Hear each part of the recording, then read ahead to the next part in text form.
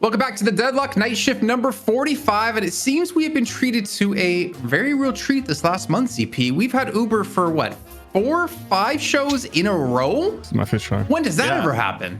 I mean, it's been a long time. Mitch is the international man of mystery, always on a plane, but somehow has been grounded the last month, much to our benefit here on the Night Shift. Did he just compare you to Austin Powers? I mean, that's not my swing. Never mind. I'm going to make that line. I actually did fly at some point in between. I just managed to get out on Thursday night and come back on Monday morning. So great to be here. It's been fantastic to immerse myself, in Deadlock even more. And look, with a minor update today, I like the changes obviously to the Urn and the Unstable Rift Edition, plus some balance changes across the board. It's been interesting to at least see Europe experiment with a couple of heroes. Also nice to see Apollo make his way back in there, gets a couple of quality life looks. So yeah, I'm keen to see what North America's take is going to be on this slightly changed up balance state. North America's take on it, I think, is definitely the perfect way to point this one as we're going to move on forward into the show. If you guys are just joining us here on the Night Shift and you're unfamiliar with what we do here, well, you know what? We happen every single week, and it's kind of a king of the hill. If you win one week, you return the following week, and we have 2 new challengers every single time. Let's take a look at our brackets from our EU matches that you guys missed submit on, or might have missed out on. Sorry, it's 2:30 a.m. here. And what matches are coming up today in North America. So Abraham's got a very quick convincing win against Oblivion, and if you don't know who Oblivion are, we'll go back and watch the broadcast and watch the match, because we finally have some newer players coming into the mix here, and they did dethrone Buff and Joyce for the first time in a very long time here in a very exciting EU's finals match. But what gets more exciting is the North American side of things. We're running it back yet again from last week with Melee Creeps taking on Bird of the Clock, and of course the winner up against FPS Lounge, who had defended for I think 2, maybe 3 weeks in a row. And gentlemen, I mean, NA is getting kind of interesting here, because again, we also see a team like Get Candy. We're starting to see some new names come into the ranks here. But Bird Clock ZP, they have been grinding. They have been here on the show for quite a few weeks in a row now, trying to get themselves through the money match, which they did the very first week. But more importantly, get that coveted win. Yeah, I mean, there's a bit of a hierarchy that's been developing in North America, where Birth Clock have basically been the gatekeepers of the qualifying match, taking down Work in Progress, now taking down Get Candy, and it's never necessarily been easy. I mean, a lot of these qualifier matches have gone 2-1, but, Bird with Clock, they're a team that, they've never quite touched the top here in Deadlock, but they've proven to be reliable opposition for our teams, have taken maps off teams like Melee Creeps, and hey, that gets a little bit dangerous when you're in a best of 1 where anything can happen. Also, before we're too far from the subject, I do want to give a shout out to Oblivion, where it was going to be Leviathan this week. Leviathan couldn't make it, short notice, and Oblivion was able to slot in with all of 12 hours notice. So big ups to Oblivion for being able to come in on the EU side of things today. And I wonder who would have filled in for Buff Enjoyers then if Leviathan did play, since D-Mob was playing with them earlier on. But taking a look at Bird with Clock here, we talk about Shiv, and I think we've all kind of agreed from watching the EU games that it was just an overall buff, especially with the changes that just happened right after that as well. But when I think Shiv in North America, man, Arctic is definitely one of those people that comes to mind here, Uber. Yeah, absolutely. He looked fantastic on that Shiv, and obviously, like, Scourge has been sort of nerfed slightly in terms of just the max health damage and output. Still think it's like a pretty reasonable pick. We still saw it in Europe. And for Berber Clock this week also, Floss is unavailable. So Scout's actually going to be subbing in for him here. So we've had a number of weeks where like one of our teams has like had a slight change. Think like Melee Creeps last week, or integrating a new player. I'm still curious to see how they look. Berber Clock, obviously a slight tweak. Scout coming in there should be pretty much a plug and play solution. Yeah, very tried and tested player ZP, playing quite a bit with Melee Creeps. And I think if you're going to want to bring in any coach, I think he's probably the one you want to go for here. But in your eyes, ZP, looking at the roster here with Bird with Clock, oh my God, production, they're so good. They're so perfect. Who really stands out to you? And maybe I'll say like past Arctic, because we kind of touched on him already. But if he's the only one that really stands out, that's also okay.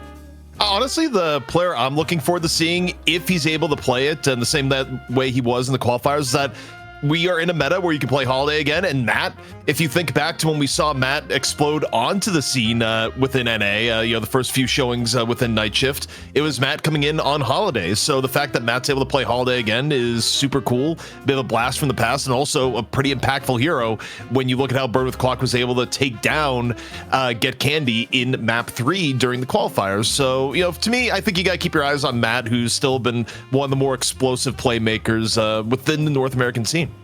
Yep. And all right, let's go ahead. Sorry, Scout was also playing M1 carry in these qualifier games. So looks like he was going to step into just that, like trying to, secure the Venator and try and farm up and have a big impact. He had a great game at the end of that best of 3, Jason. So I'm not really worried about Berwick Clock's potential. Obviously, their opponent certainly, is going to give anyone cause for concern. But in terms of this team and just sort of how they're tracking, I think they're going to be fine. It's just a minor issue of melee creeps waiting for them.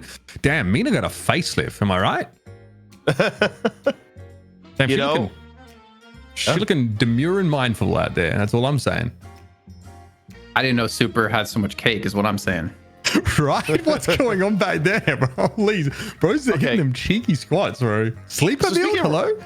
Speaking of roster updates, I had a suspicion that something different was going to be going on with melee creeps. And no, I'm not talking about the Super cosplay. Vinyl, the way they described Vinyl last week was a bit of a trial. And I did not get an updated roster for melee creeps, but now on going to the main source, John, who I can rely on to actually give me updates when no one else will, Vinyl is out and Lord NM is in. That's right, Ido and Lord NM on the same team, at least for this week, is what we're going to be dealing with here today. Okay. Now, will Lord NM commend Ido mid-game, even while on Ido's team? Remains to be seen. All right, well, Berwick Clock advancing through into the money match up against FPS Lounge here. Lord and M with, I'm just kidding. Calm down, guys. Calm down in chat. This is gonna be interesting though. Yeah, ZP to point that out in particular. Ido and Lord and M together. I mean, Lord and M, he's had such an interesting route, I'd say, in Deadlock, thinking about like his career, because he's played like a lot of different roles. He's had some success as like kind of like a spirit carrier for some teams as well in the past, but never really came to fruition when it came to like showtime to actually have those big games. But one thing we've been seeing with this team is like John, and Do are definitely heavily leaned on and needed, I think, if melee creators want to have some success.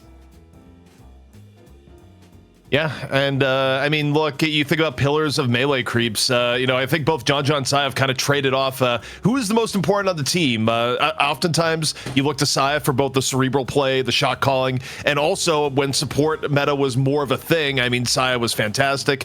Now, of course, Saya's shifted over to the pick role. And I mean, John really takes care of a lot of worries that you have on a team where you know that your M1 is always going to be consistent, rarely get picked off, and generally, if left to his own devices, is going to deliver a good result. I mean, you cannot overvalue that level of consistency in the M1 role because not every team has that.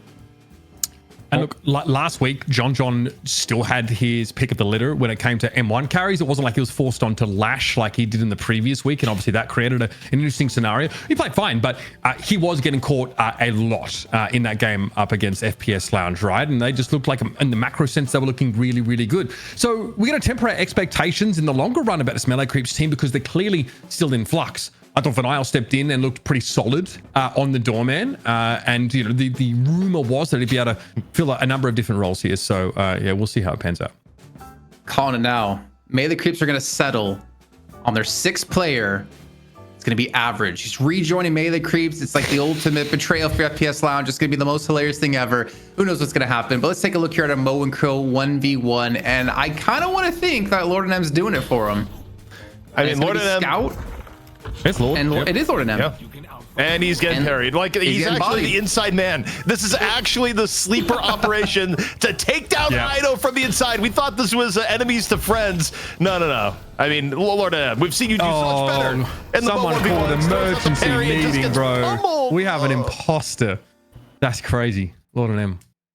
How far you fall? I feel so bad. It's so easy to be mean to him is the problem. It's so easy. It's so hard to be nice, but it's so easy to be mean. That's how you make friends anyway, Jason. No, not anymore. It's a bit harder for me to be. I've grown up. If you can't tell, I have some gray in my beard. I've matured a bit in my life, and I'm only nice to the people I like now, which is why I'm always mean to you, Uber. But we're only heading to the draft here in just a few moments of time, and I think we're gonna find out exactly how NA is treating this meta. Go ahead, Uber. What are you gonna say? I was going to say...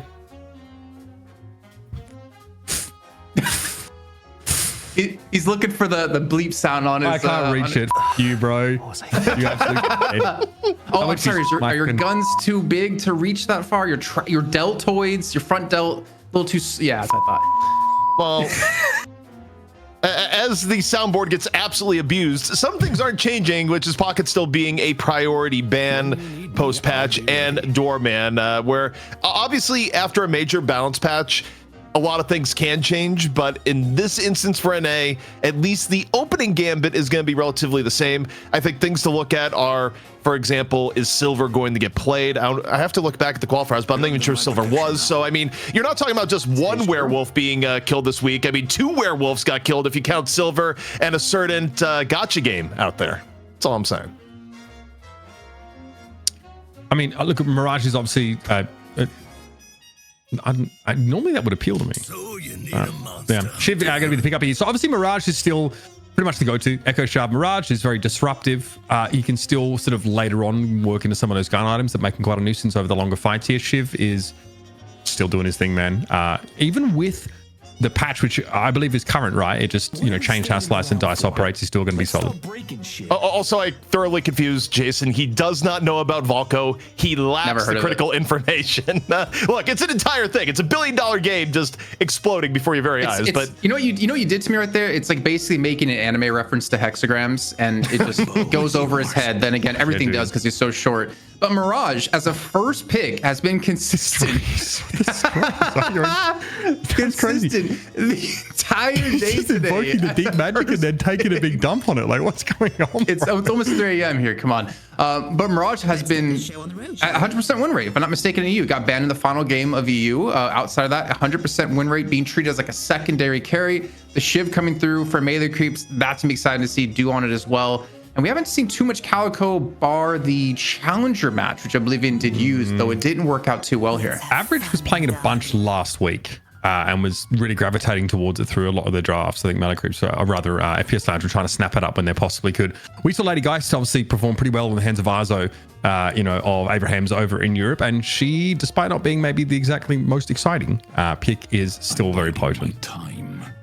Yeah, I mean, right now you're seeing a pretty big difference in draft strategies here between Birth Clock and Melee Creeps. And the number one thing between the two is that Melee Creeps decided, we love Frontline. Frontline is king. Also, how often do you see Melee Creeps actually ban a Venator? And the only reason that would happen is if, for the Geist, it was going to be John on Geist. So... pretty rare for Melee Creeps, where generally they'd prioritize picking the Ven. They had the option. Instead, they go, nah, we want to be as tanky as possible. And you have to think at least a good portion of this is wanting to ensure that they have multiple ways of actually staying alive and winning within the Rift fight. And hey, I mean, in terms of the Geist pick as is, thinking back to one of the last games we just saw where Arzo seemingly lived forever to keep Abrahams in one of the Rift fights, I mean, it makes a lot of sense. Also some lash buffs that came through, widening the angle on Flog and also reducing the cooldown on Ground Strike. I believe that will... I kind of want to say it's going to be lower than M's pick actually coming through, though he's been playing things more like Mina and like more squishy carry heroes as of late. But we've seen Infernus as a response, and again, great to see Infernus. I know it can be a very frustrating hero, but I'm personally happy, and I know Dan and Jake were as well, to see Infernus kind of come back into the mix. What's your thoughts, Uber?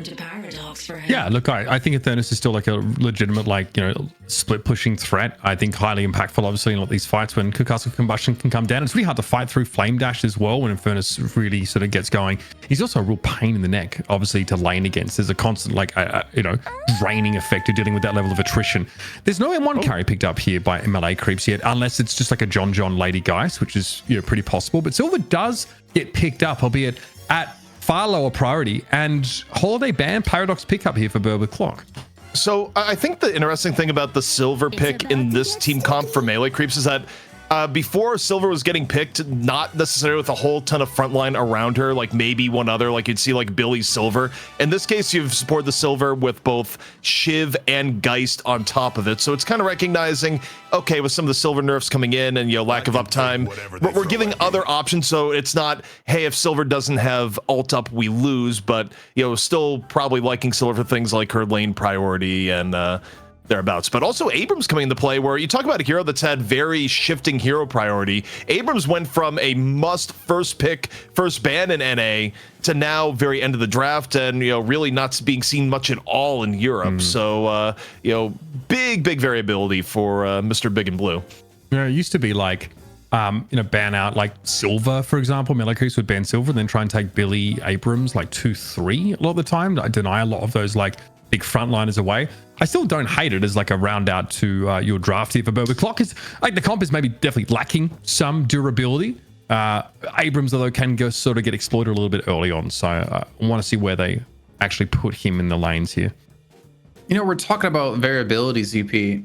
I wanted to ask you about the variability of Viscous, because we saw him, her, I don't know the identity of Viscous, the goo ball, being picked top 3 every single game in the Buff Enjoyers Abrahams match, even picked as a number 2 actually coming through in one of our games. But in NA, it seems like Viscous is really not necessarily an afterthought, but is one of those heroes that you slot in towards the end, and that kind of confuses me. I mean, again, it's just how teams are prioritizing things. Birth Clock, I mean, the things we've seen from them in recent times is that they really, really believe in the GT. Even when it hasn't worked out, they still think it's a good thing. They've actually seen more success with the GT since they were putting Matt on it over Arctic, although they do kind of vary who's playing what. Personally, at the team comp they have here, I'd probably rather see Arctic on the Mirage, which, you talk about Arctic Shiv a lot. Well, Arctic also used to play a very significant amount of Mirage before he fell out of favor. So, maybe put Arctic on Mirage and then you put Matt on the GT. That would probably make sense to me. The Viscous, like we saw from Lowman last week, was like this early gun investment, Mystic Shot, Express Shot, picked up by Viscous. So like kind of disgusting harass pressure in lane, and then sort of move into the more spirit-oriented items later on in the game. And Lowman, I think every map that Lowman played the Viscous, it's like doing top damage. This is like so much consistent pressure over the course of the game. The splatters really start to add up. So I think this pick is really solid, especially like look for that Express Shot spike earlier on in the game. And you guys were talking about Average playing a lot of Calico in the last few weeks, but look at the Bird of the Clock lineup here, ZP. I mean, there is some support when it comes to frontline with Abrams, but I don't really view Calico as a frontline viewer, as more of like an assassin. And I wonder, what is Calico going to be paired with to assassinate, or what is she going to facilitate here in this comp? I mean, I think you can actually set up things with GT, like you have GT Bird go in right before Calico goes in, also with Swap, with Charge. I mean, you have multiple ways of like giving Calico options. I mean, obviously, I would say the most prominent thing here is the Abrams Calico combo, where there was a point where getting those two heroes together was seen as super, super valuable. But you have other ways of opening it up. Also, I'm just thinking about who's going to be playing what here, and I actually think it may be Arctic on the GT after all here, and then Matt on the Paradox, because Matt was playing a lot of pick for Bird with Clock in recent times, and including Holiday in the final match. So if that stays true, then that may be the case. But also it's NA, hero pools like tend to be a little bit in flux, so there are a few other combinations that may come into play. I also just think Calico is super like incentivized to be active and involved in like every fight possible, because like the leaping slash tier 2 obviously is going to give you some extra souls for heroes that like you hit and die within a certain window. So someone like Average, for example, we'll get to that later, is just roaming a whole lot, like carrying maybe like those supportive items like Cold Front, and just setting out for a lot of these skirmishes, or playing off the back of like the Paradox here. You've got some pick potential. So as soon as those lanes start to break down, you get into the mid game. It's like, Calico's looking to get some action, looking to get involved, and obviously benefits a ton from that melee damage itemization, making her kind of annoying in lane as well. Like melee lifesteal just like stacks obviously with the innate lifesteal or leaping slash, meaning that like she's annoying in lane, and the dash range off the slash means it's pretty easy to consistently hit it. Now the Gloom Bomb's also behaving a little bit better, easier to get value out of. She seems like she's in a pretty good spot. Well, we do have you two here for a second while we're waiting on one player just to get ready into the lobby. I wanted to actually ask your thoughts about the unstable rift that we have in the game now, because we obviously have to talk a lot about it at the top of the show. That and the urn kind of being separated and split into two different objectives. So let's start off with you, ZP. Having another objective in the game, what's your take, and what's your take on how the rift is playing out? I mean, I think for its first iteration, at least hitting the public, it feels pretty positive right now. The one thing that I'm looking at, and I'm not sure if it's a good or a bad thing, is that I feel like it's getting used pretty heavily to set up mid-boss, because you continually put people in the situation of, okay, do you clear the men in black, or do you go contest mid-boss? And oftentimes, like, the damage that the Rift Troopers will do unannounced is going to be, like, way too severe if you let go. Also, before you send us away, Jason, I just gotta say, I looked at the draft history. It is definitely gonna be Matt on GT, because they ran GT Mirage before, and they said, no, it's still gonna be Matt on GT. Send you away? Did production not inform me? This is gonna be a TriCast today. Oh, let's do it. I love that. We write games now. Pog champ, dude. It happens. I'm never letting you go, ZP. Prog. I'm not like Rose on top of the door with Jack. I'm never letting you go. Jason was so enamored by his time with Riot Games that he's decided to like bring this part of it in.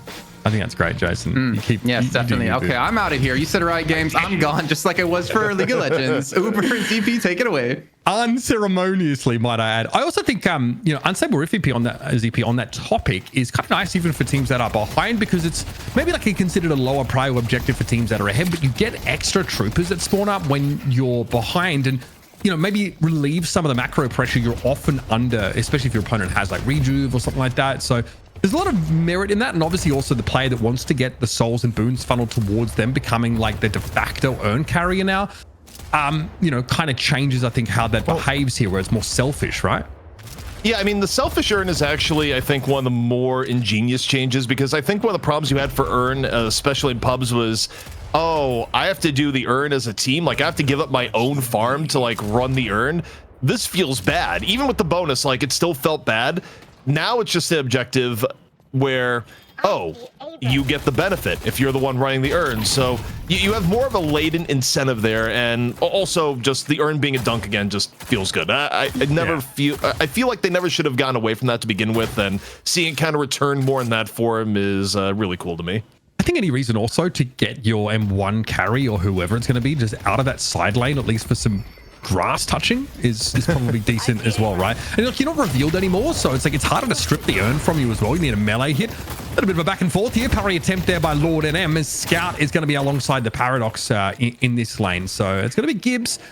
Plenty of poke here in this lane, but this is high sustain from melee creeps, and Silver is just still very potent in lane, still very annoying to deal with, and God forbid you stick too close when Lycan Curse gets unlocked.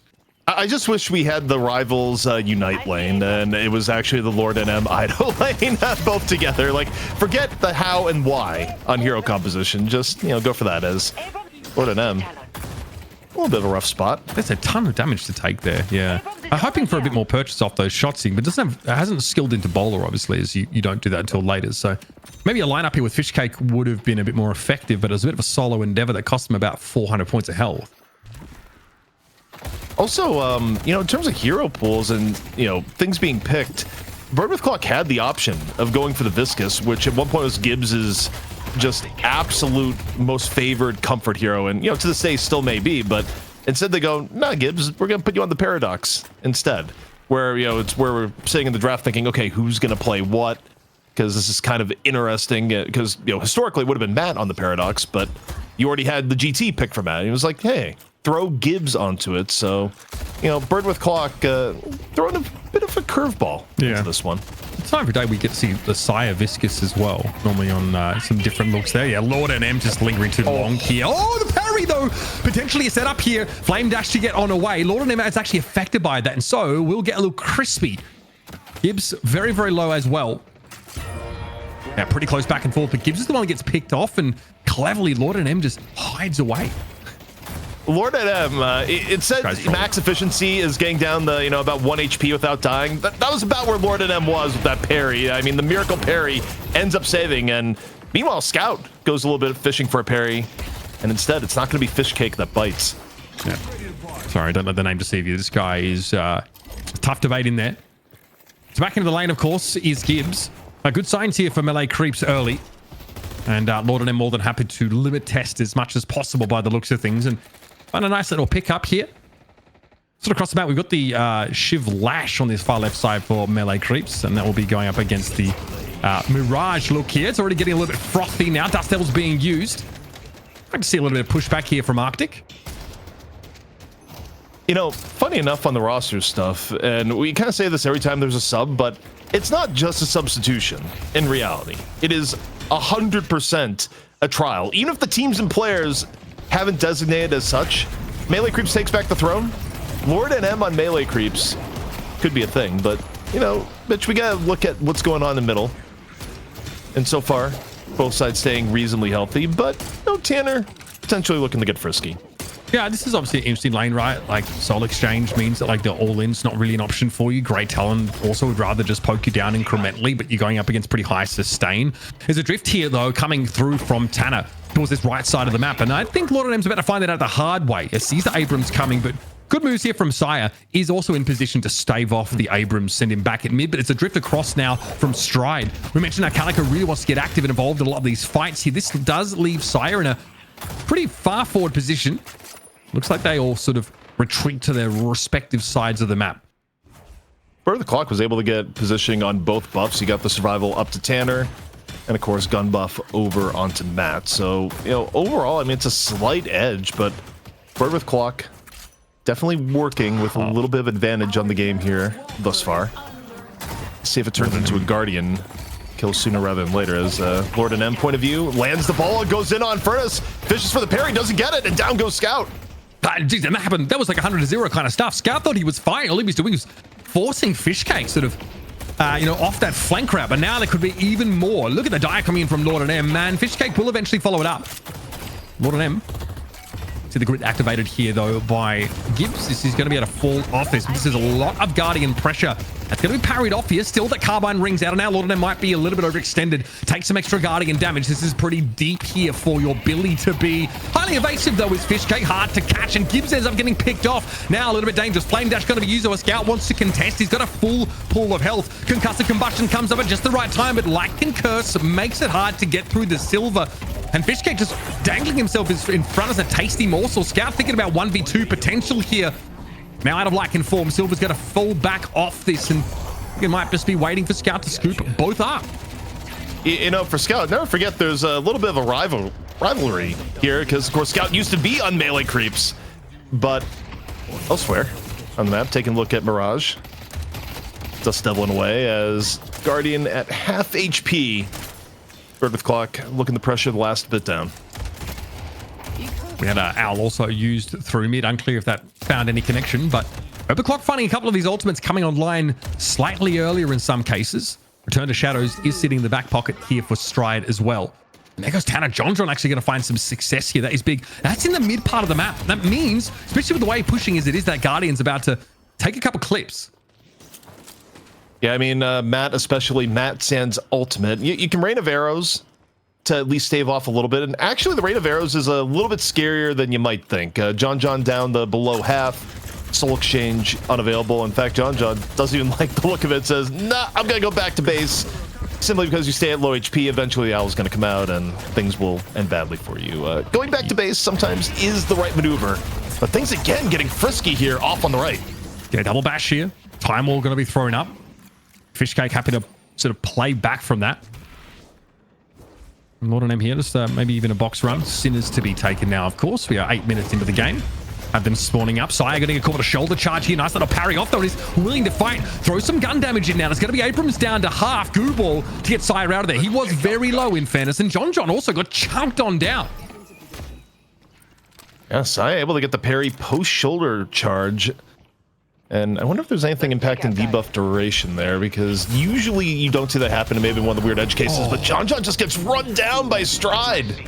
Yeah, and an extra bag of souls for that elimination there as well. It would have been actually if he had T2, but not quite yet. Still, the idea, or what we want to see from Calico is there. That Stride coming a long way across the map in order to chase that elimination down. That Ava form is a huge boom when it comes to that speed boost. Parry here. Okay, we have a paradoxical swap here. Lord and M goes straight back through the wall. Now afflicted by the flame dash. Hard to come back from that one. Melee creeps here. Losing out on a couple of these incremental exchanges. And now going to be looking potentially for a dive. Yeah, a lot of pressure being put down now. Good hour connection as well. How is Fishcake going to bounce back from this? That's going to be a +8 for Matt. +8 for Matt, and also staying true to the hero, Scout catching on fire, having a very good lane as Infernus, being enabled by the paradoxical swap. I mean, you talk about kill combos early into the game. Swap and the Flame Dash actually deceptively lethal at this point. So Scout making good use of it as Stride again all over the place, able to deep dive on the Saya as the right lane swarming with Bird with Clock members. However, you got the re-engage from Fishcake, finds Scout, and a little bit more melee creeps as everyone's piling in, Mitch. Yeah, Stride unsure if he wants to get involved here, but there's no chain gang left. Fishcake used that to secure that at the previous elimination. Pressure straight into the Guardian. That is an easy pick off. And looks like Stride is happy enough with this, but if he gets pressed or if there's a proper fight, the return to Shadows is there, but melee creeps decided enough is enough for them. They went to try and get what they came for. All Guardian picked off. Now we're here on this left-hand side of the map. Now Dust Devil away as Arctic is very wary of John with a ultimate almost off cooldown. And the Ornn is spurning on in. Yeah, I mean, this is a fight that, gets a little bit dicey. I mean, calling in Scout for a bit of support. Soul Exchange isn't up yet. There's a window. Flame Dash going to come in. A little bit poke on both Saya and John alike. Elsewhere, though, taking a look at Arctic, the urn carrier. And, you know, it's not often in the past that you saw Mirage being the one to carry the urn, but now you got all the incentive in the world to go for the quick dunk. Elsewhere. Yeah. Where's Especially because the urn bounty, like, degrades over time. So, ooh, okay, nice little owl connection here on towards Saya. No one else really here, though, at least on the high ground. Saya mindful, of course, of the lane crawling with people. That is a Guardian take on this left-hand side of the map. Watch out for Arctic. He's had that urn dunk sitting on 4K. Obviously something to pair with that Mystic Shot and the Healbane combination. Still trying to fight. Now look at how low Fishcake goes, but help is on the way. It's just not quick enough. Fishcake gets blown up. And Bird with Clock starting to get some real momentum in the game. Taking a look once more off to Stride in mid. But Bird with Clock able to go a little bit deeper in the melee creeps territory, push limits a bit more, and extend the lead. But Mitch, we're getting close to the rift. We don't know quite the exact timer because there's a level of variability to it, but yeah, space-time, it's about to rip open. Yeah, we get a 25-second also heads up there, if I'm not mistaken. So I think, honestly, in these side lanes, pretty important, especially because that's where much of the action occurs earlier on, and there's a Guardian down on both sides for either team. So the compounding impact of having those Dark Troopers walking down could be felt and could leave ripples sort of across the map. Little box run here for Tanner. Also, in terms of team comps, I mean, that's going to be the test for Bird with Clock, is that melee creeps, you look at the comp they came in here, Mitch.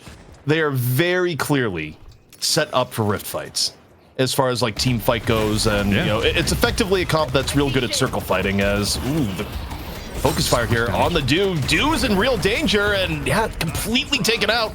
And this is right before a rift too. Yeah, that's the edge, I think, of like finding an early pick and getting like a good chunk 600 plus damage, is that your opponents virtually can't win the 2v2 from that point, especially with relatively even souls.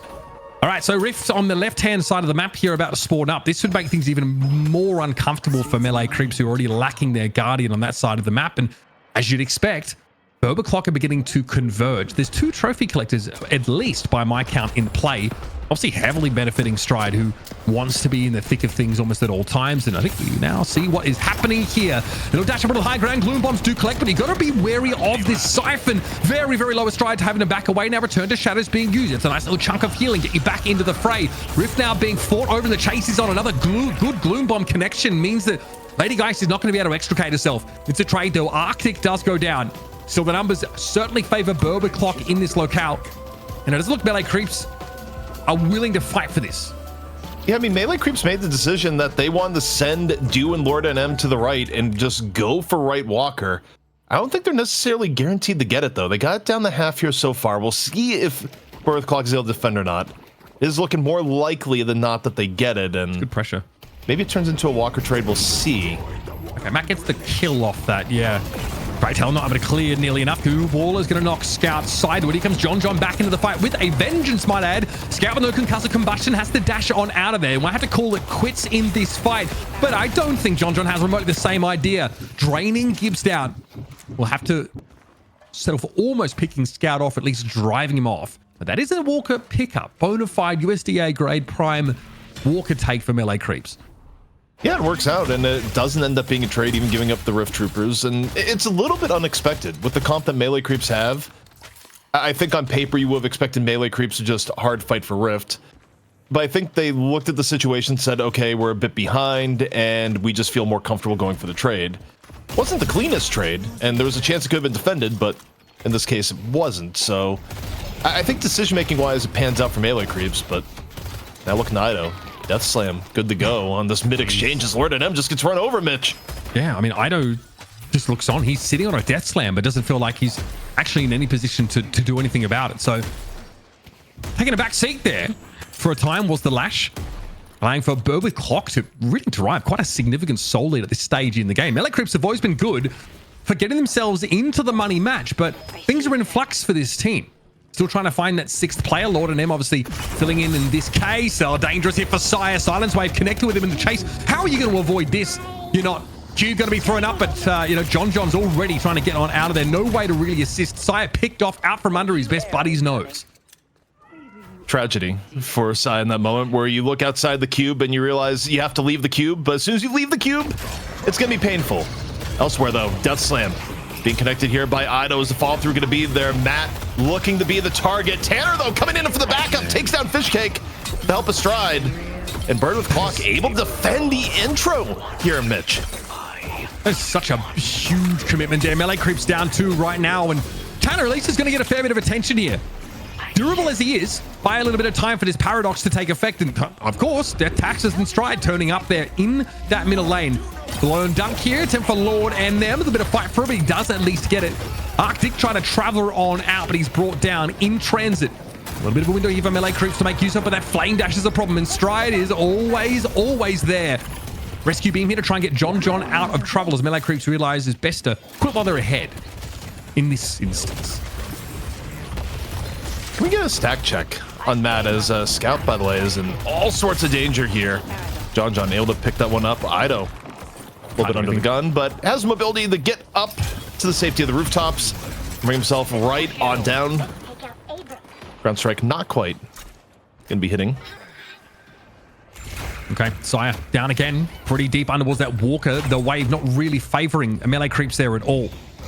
Pick opportunity here. I think Ido's been looked for. No, it's Do, who is very low, but still managed to pick Tanner off. That is cute. You've got to respect this Shiv. Now come the reinforcements, though. Arctic turning up, and yeah, Calico's there, by the way. Nicely done. Stride very much getting involved. This Trophy Collector benefiting greatly. This game is kind of interesting where I do feel like there's a bit of a hidden timer on Bird with Clock. It's not the hardest early game versus late game comparison, but I do think Melee Creeps get stronger the longer this game goes on. So even though Bird with Clock has had a pretty good start here so far, you're up to plus 32 on GT, 17 minutes in, which is respectable. It's not the highest we've seen, but it's certainly not the lowest. It's a median level GT. If you're not able to secure a bigger advantage, I do think the late game could get a little bit dicey, especially as both Shiv and Geist start getting more online, as Billy gets to more late game power. You know, Bird Clock, they're gonna have to be very cautious about how they go about some of these engagements. In context, Boundless Spirit gives you 30 spirit power. So in terms of like the soul value of those stacks, it is pretty significant. Lord M going down, not ideal here. Okay, Chain Gang, an issue here. Nicely done. Counterspelled off by Matt, who now stays at a very safe distance and can put pressure down on Ido, who's not going to be able to get away. Nicely done. Silent Sniper strikes yet again, and Fishcake has to go upstairs to try and catch this guy, and it's just not going to happen, bro. That is nice stuff from Matt, and the double back from Tanner secures the elimination. Also, Bird Clock, they'd love to get their first Walker after getting that big rush of kills. And of course, too many people are down for Melee Creeps to actually do anything about the right side, so their flex slot is going to be unlocked. And honestly, for the amount of KD difference that we've had over the last 5 minutes, the fact that this is within about 13k 14k right now is almost shocking. But we have the rift opening up, and to me it kind of feels like this rift is a must-win for Melee Creeps because they cannot really afford to get too much further behind at the current game state. Nervous about just how strong Scout is looking already. The 20k souls. Matt, of course, at 19, but with a pretty healthy spirit buff. And already, Melee Creeps are setting up for the CP, so they clearly value it as much as you do. There might be a pick opportunity on Ido here. He's actually off the play at the moment. How much are Melee Creeps willing to give up for this? Because there might be a bit of a fight that involves Lord and M and Ido if they can't get there in time. He's a seismic. Crash down here. Yeah, Ido in trouble. Cubed up, but yeah, Tanner looking to try and throw down Berber Clock with the numbers now, but this fight is going to expand pretty drastically into Melee Creeps territory, and there's Scout going down. That is the biggest soul investiture on Burr with Clock. Picked off early, and Gibbs is going to fall quick after. These are the moments at which Melee Creeps start to claw their way back into games, and once they do, once they get a hold on you, it is tough to wrest their grip off you. Yeah, and off this fight, they're going to go directly in the mid-boss. And Mitch, that entire fight, Arctic was in Rift Trooper jail, stuck on the left side, couldn't come into the fight or else they would have taken the Walker. And instead, the fight gets lost. The mid-boss, now with Melee Creeps having a huge advantage, they're right back in this game. Tanner, though, trying to come in and is immediately death slammed away. Still a bit of an investment here for Burbaclock, the remaining members. Not sure if this is supposed to play out. We have a rejuve credit burn, and Sire is quite low. Fishcake back in the fight. Tanner is given up as a result. Narctic can finally do some fighting. Unfortunately, it's in a very short-handed scenario, and he gets clapped. That little passage of play, the last minute or so, has remediated the soul gap entirely. Melee creeps now are even with a rejuve credit to their name. Oh, no way. Oh, I see. Okay. Yeah. Credit burned. Does that count for stacks? It does, yeah. All right. There we go. I think, yeah. Is it 40? Plus it. I don't play a ton of GT, but things like when we were talking about anything that gives stacks like Glass Cannon, it does count in both ways, by the way. You lose a stack when you die with Rejuve Crystal too, so, yeah. you know. Well, that is a 40 spirit here for Matt. Respectable. Could be much scarier, obviously, when it was the full amount prior. But still, his great talent is cruising, looking pretty good. Burbaclock, they need to be careful. You talk about a timer on this composition, potentially. Melee creeps obviously are only going to get more durable, harder to break. Itemization, I think, is going to play into this heavily. Burbaclock are super mobile, very skirmish heavy, and so far been able to like generate a ton of picks, but they get drawn into like a large scale, like 6-on-6. I don't think that's where they want to be. Also, John just got the biggest power spike any Geist is going to get as far as gun damage into the mid game, where, yeah, Spellslinger just gets picked up. So John is a real problem. Also getting a massive infusion of income with some of the previous fights. And you know what? NA doing its best EU impression as we get the pause. To the point where NA has been pausing so much recently, they may be taking the title of Pause Kings from EU. Yeah, honestly, last couple of weeks has been a atrocious showing in terms of the pauses, but it was a brief one. We're going to be back to action pretty quickly. Tankbuster, Dispel Magic. That's pretty darn nice here for Ido. Definitely a bit of a power spike, and he immediately makes use of it by flattening Tanner, who was caught out. This is what Burbaclock can't be affording. They need to be the ones that set the tempo when it comes to these small-scale fights. Arctic was forced away very quickly. John with a soul exchange saying no. I see that. John walks up, soul exchanges, and you just see the rest of Bird with Clock running in this instance. And still the front line backed up by the rest of his team. That is a low HP Mirage. Arctic desperately trying to stay alive. Lands a Scarab, but it's not nearly enough. Ido on the finish. The fight continuing. John under a little bit more pressure here. No soul exchange to be had. Needs to rely on Sai for the save. The healing is just stupid off that cube. John already back to 1800 there. Concerned they might get caught out, but now the window for Burbaclock to actually found something there has expired. There's a fight here occurring under this mid-side walker. Burbaclock are under extreme pressure. They're going to lose stride, and maybe even more than that. Lycan Curse active. Lord of them trying to get something of value here. Will eventually get brought down, but it is a walker picked up. A couple of kills traded back over, though, as at least Stu's able to deal with Gibbs, and the chase is going to be pretty hard to deny. There's Matt exploding in front of the base Guardians. Bit of a charge towards the end, but once more, Saya. Bit of a save. I mean, arguably do have gone out either way, but this is kind of the problem that I was a little bit worried for with Bird with Clock comp-wise, is that you're starting to get more things online from melee creeps, where Shiv is a real problem. John is a massive problem. And also, in terms of support utility, Saya being able to get Rescue Beam and just continually ruining some of the otherwise surefire kills Bird with Clock would have. I mean, the game has gotten dramatically more difficult for them, Mitch, even with it being within about 7k, just because of, you know, the evolution of some of the melee creeps characters. Yeah, it's the recent power spikes for melee creeps that should be cause for concern, right? Ido getting a couple important sort of tier 3s, and that Spellslinger into the inventory of John. Stride does not want to borrow this. No, sirree. Sees the Warp Stone forward, though, from Lord of them, and has to imagine there's more behind it, and there is. There's an owl catching out onto Do, and Matt will get his stack. That now creates a 6 versus 5, and Stride might be looking for a way to wrap around this. Burbaclock with the tempo lead now, but the right side lane is of concern. There's a big stack of creeps, so that'll have to be tended to by Scout, which will limit their sort of all-in potential for the next few moments. Also, you have to imagine that there's a bit of a rift spawn, and I think we just got the visual alert actually on the right. You get the visual alert a little bit earlier, and that's why you're seeing Bird with Clock go to the right. It was on the mini map for a split second. I think in this instance, we'll see. Yeah. Either way, it's definitely a larger concentration of players towards the left. There's certainly some setting up for these buffs. Melee creeps trying to get there. Normally they are meticulous in managing to secure as many of those as possible. Burbaclock coming out of the laning phase looking a bit better and also looking far more proactive, have been able to pull one over in that stat. A lot of key ultimates are going to be alive for this next fight, right? I can imagine that Gibbs is really going to be looking for a pick opportunity. There's actually pings on Fishcake's direction on the right-hand side of the map. There's just no follow-up in the vicinity for the Paradox right now, so no huge opportunity. Gun buff here for the Grey Talon. And Matt ready to answer any challenge at 56. Extra Spirit. So, Rift going to be off on the right. And Earn in control of Bird with Clock. Melee creeps working with a small edge. We'll see how they play this. Certainly not going to give up both.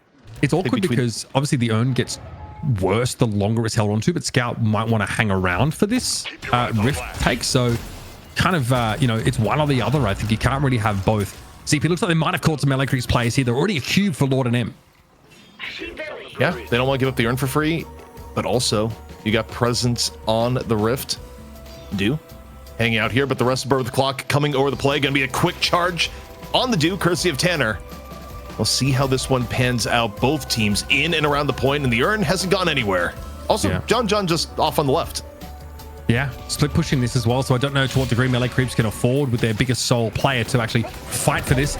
99% encounter, though. Melee creeps are going to go for a QB for Fishcake early on, but he's got the Spirit Snare. Going to be knocked back. Dangerous stuff there. Yep, well, Concussive Combustion is a hell of an ability. I'm not going to lie. Fishcake here can really not afford to get fully involved. Melee creeps have 2 mines. 2 of their players hit by owls here. Doesn't look like a stack for Matt as Fishcake is able to slip away, but yeah, just really pinning their hopes on what John's doing on the opposite side of the map. Fishcake goes down, though. If this gets any uglier, it may not have been worth turning up here at all. Yeah, I mean, the upside for Melee creeps is that, okay, they've sacked 2 people. John got solo Walker farm. Now, if they can get away and not give up mid-boss, arguably that is worth. But it is a risky situation. Sai going down would be tragic. Sai is going to go down. And mid-boss is up, so I mean, this trade perhaps a little bit questionable for Melee creeps. We'll see how it develops. I legitimately thought that John might have been going for shrines there, and he is. He's actually trying to work that left side shrine. He gets it. It's not what stride is. I don't know if there's much to be done here. Ido is picked off in the end, though, and now John is fully committed to this.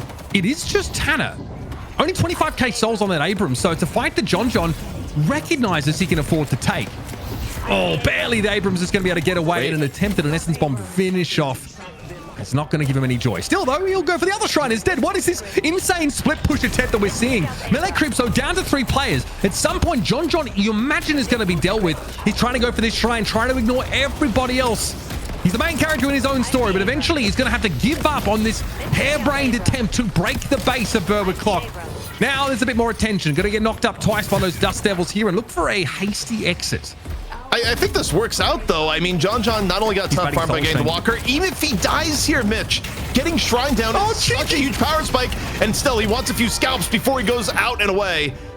Not going to get it. Was hoping to get at least 1 Rejuve Crystal, but we'll see how the sacrifice of John works. I mean, if Melee Creeps is able to prevent Shrines going down on their own, I think that play was probably worth it, but that's a big if right now.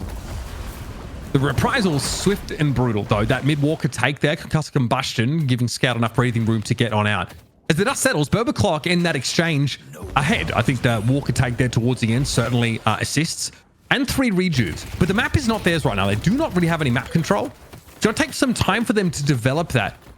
And Melee Creeps, this is when obviously they've got to be on their guard. They don't want to fall into that same trap of getting picked off. But they know if they can turn up in the same place, in force, they'll be fine even down 11k. I mean, the big thing is that if Bird with Clock is unable to turn this Rejuve into getting Shrines, objectively, Melee Creeps is in a really good spot. Like, you cannot understate what a big game swing it is to have Shrines up and have your lanes perma buffed. I mean, you're buffing 2 lanes from that exchange. So, you know, for Melee Creeps, weather the rest of the storm, and it's a shorter storm now with the Rejuve change. You know, Rejuve losing 1 minute is pretty significant in that we have seen even today that teams are just not getting as much from the Rejuve. You know, for Bird with Clock, I don't think they're going to get a Shrine here, barring a huge throw. They will be able to get the Walker, and they'll have to content themselves with that being enough. Yeah, I don't think Melee Creeps are really bothered about contesting this for the time being. But now that Rejuve reduction in duration definitely forces you to be a bit more proactive and make, you know, more efficient use of the buff. Still a lot to take here, though, for Clock. They just, again, need to watch out. Don't get drawn into a larger fight. Scout there. Going to have a Reju Crystal popped, and Ido's going to retreat here. Just for the time being, saw Tanner come on in, looking for a slam. Fishcake apparently was the target. This is a pretty hefty hour. Plus 64 spirit here for Matt. And now they start knocking on the front gate, CP. Melee creeps. They lose side there. Nice catch by Matt. That is massive. And that is a 70-second respawn timer for the Viscous. They might be able to get shrines now. These pickoffs, especially the last pick on the side, is huge. And Gang John would be even bigger. Four-man death slam. Ido doesn't save it. Tanner goes down. Ido making big plays. The last of the rejuves are gone. John, though, falls in turn. Lord and M, though, into the fray as Birth Clock starts to fall. Now, Ido really desperately trying to get back into the action too, if at all possible. Keep up with Do and the rest of the team. Looking for, obviously, a nice little perch for a ground slam, or at least maybe like a hyperline knock. It's Gibbs going down. Here come Melee Creeps yet again. Clock down 4 players, and many of them for over 45 seconds. Mid-boss, though, still over 2 minutes away. But there's some waves to push back, and again, a chance here just to take stock of things as Melee Creeps are still in this game. You know what it is? Ido can't let Lord and M be right when Lord and M is in the same voice comms as Ido, is what I believe there. Like, the rivalry is somehow pushing Ido to find bigger plays, because that save there, Mitch, was so incredibly vital. Without a death slam of that level, the way that fight was going, shrines are down, and this is a very different situation for Melee Creeps.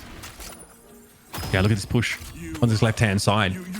I mean, Matt has been trying to address it, but can't extend too far out from the base when he is one of only 2 of his teammates alive. This unstoppable means that Lord and M is that much stickier, that much hard to peel off, especially when like Berserker gets active, Hanazora, you're in there with a warp stone.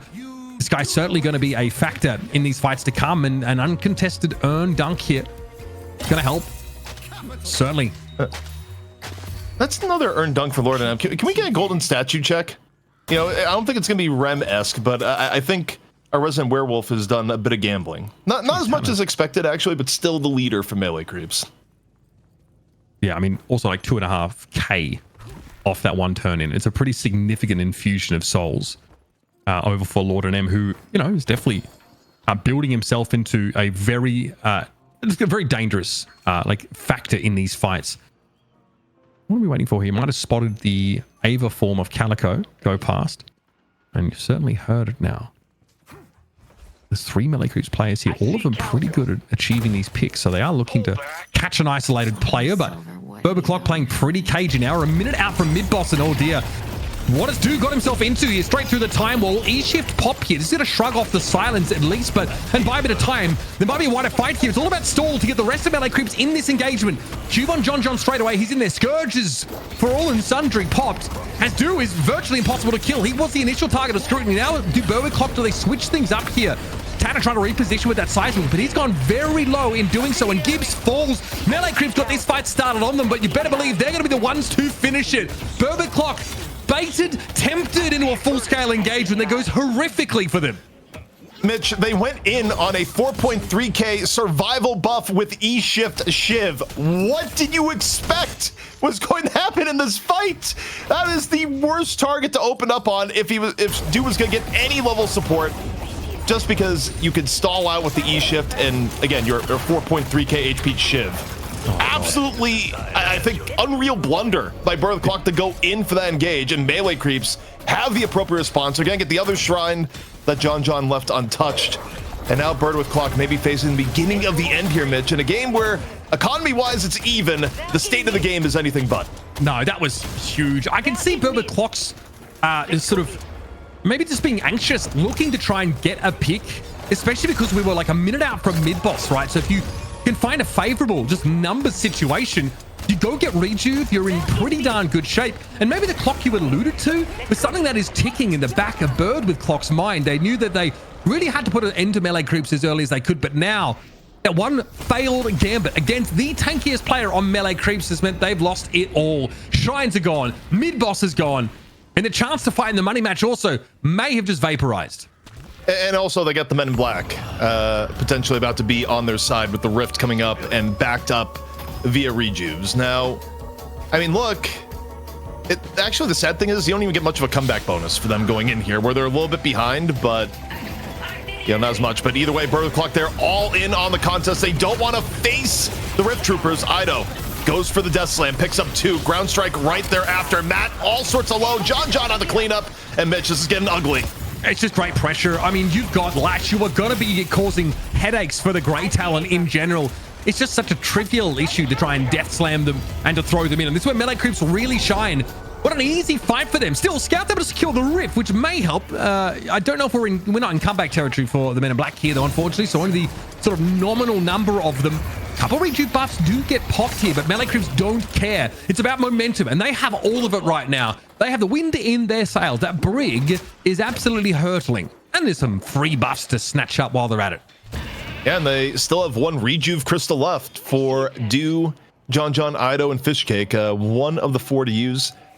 Lord and M and Saya both having theirs eaten up in the last fight, but gun buff is up, and does Scout get caught here? That's a menacing amounts of blue in around Scout, who simply wants to get back to base. The last one remaining on the team. He's done. There's no way he's getting out of this one, surely. Flame dash away. Shiv on the chase here. Patron also getting knocked down. Finally, this is the end of the game unfolding before Burber Clock, and they can't do a thing about it. All they can do is look on in dismay as a big lead generated in the early game crumbles as melee creeps get to play their exact style. They get Magical Christmas Land ZP, a 6-on-6 when their Shiv is just unkillable. They've done it again, bro. Heading to the money matches, melee creeps. I honestly don't know where to start here, gentlemen, when it came to that match, but it ended up just being all about John and Doo. I don't know how the hell they're not able to kill Shiv in middle with the swap opening things up with the vitality buff and then just the raw power and raw aura Doo had. Was able to buy time for the teammates to get on in and save things. And speaking of saving things, man, like Doo had some great plays, but Ido as well, stopping that base siege from coming on through with the big slam onto the rejuved up Burb with Clock. This game, honestly, I would say ZP pretty much had everything. Back and forth, constant fighting. It was a bloodbath. Yeah, I mean, this game was a win for back and forth Deadlock. Not so much a win for Bird with Clock, where I think looking back at it, they'll feel this one got away from them. And look, it comes down to the fact that team fight engagement wise, I think they ended up making a few poor decisions, especially playing around the Shiv. Also, as far as Shiv's viability, just think how it's, maybe 24 hours ago that a good chunk of the community was saying, oh man, Shiv might be dead. Turns out he was better than ever and had to be reined back in. It's like that entire Simpsons meme where you try and toss Shiv out and he's right back in behind you. The Deadlock version of Barney. However you want to say it. Shiv is just that good, especially in comp. I like I said, a good chunk of the community thought he was dead. But I'm pretty sure a good chunk of the community isn't top 100 players. And they're just on a whole nother level by themselves here, Uber. Yeah, and again, Doo gets very fed throughout the course of that game. Let's not make any mistake. But also, like you say, you don't know how they didn't kill him. I mean, bro has so many resistances and, is highly resilient to burst damage, right? So by definition, Shiv is not the kind of hero that you can burst down. Also, like, let's not forget, you get plus 40 spirit resist off for Scourge activation. So already, like, that in and of itself is like making you very strong. Fort is amazing. He's just, really difficult to bring down. And Burber Clock, you can see, like, they've got this Paradox comp. They're certainly going to be looking for picks. Calico's roaming the map, building up that trophy collector, getting extra souls. Scout is also, like, very active. This is all good signs. They've got a great skirmish comp, one that roams, finds great picks, but boy howdy, at some point, and especially with the addition of the Unstable Rift, there are more local objectives to fight around. And all of a sudden, melee creeps finally get a setup where they can, they can wombo you, they can death slam you. They've got the lash against the Grey Talon. It's an easy catch. Lord and M dives on in there. And Sire is the perfect answer. I really think this Viscous pick is so instrumental here, guys, because being able to cube a target that would be picked off and have E-shift after the fact and resistances means that you don't really get to get value out of Paradox. I really feel like Gibbs falls off later in the game once his counter spells, this cube gets active. It's just too much to fight through. I mean, it's such a shame, though, not because melee creeps won, but because Matt kind of got overshadowed by having the loss served up to them. He had 14 kills, 63,000 player damage done, and had a hell of a lot of stacks. I know you're saying, early in the game, ZP, around 17 minutes, I think he was sitting around plus 40 around there, around the 40 mark. Saying you're just kind of like a mid-level Grey Talon, but I feel like Matt had a lot of great birds later on and got just massive stacks stacked up for himself. I mean, just look at how far ahead he was in damage as well compared to his team, and not to mention some of the snipes he was hitting in some ridiculous angles. Yeah, I mean, to clarify, I was just talking about the current stack level there, where, at that point, that was like the median level of stacks at that point in the game, because we've seen as high as like plus 80 at that point, and we've seen as low as a whopping plus 0. But I mean, Matt's actual neutral gameplay was not dependent on the amount of stacks, and look, really did have a very, very good game. Also, broader picture here, an idea came to me here, and we will execute it if both players are down for it. Should Melee Creeps win the final here today, we're gonna do the first ever dual interview and get Lord NM and Ido in at the same time, purely for the entertainment value of the viewer. That's what we're gonna do. Something to look forward to end of day should Melee Creeps retake the throne. But throwing it out there.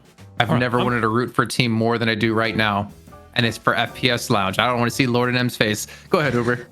I was just saying, let's not forget as well that insane split push there from John, where he dove into the base just to like throw himself at those shrines, and it ended up getting one of them on that left-hand side.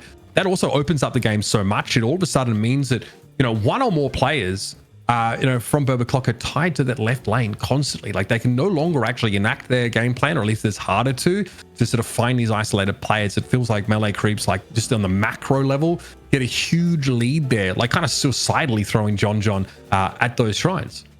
And it kind of stopped their pressure too, right? Because Tanner had to go back, Matt had to go back. I think there was Arctic had to go back as well, just to deal with him in particular.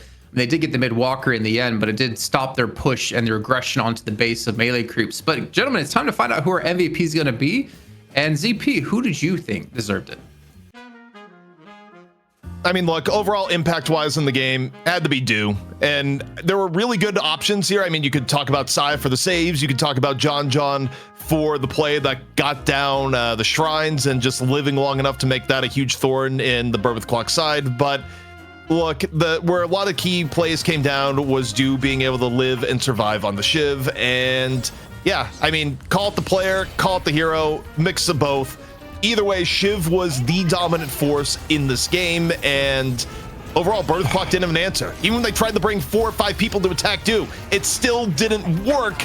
And it takes kind of both the player and the hero to make it happen. And you know what? Shiv is just that good right now. I mean, and like I think the build tells it all. It's pretty common to sort of see this, right? But like that radiant regeneration, like getting picked up earlier on, all really means that like this guy's constantly ticking up in health.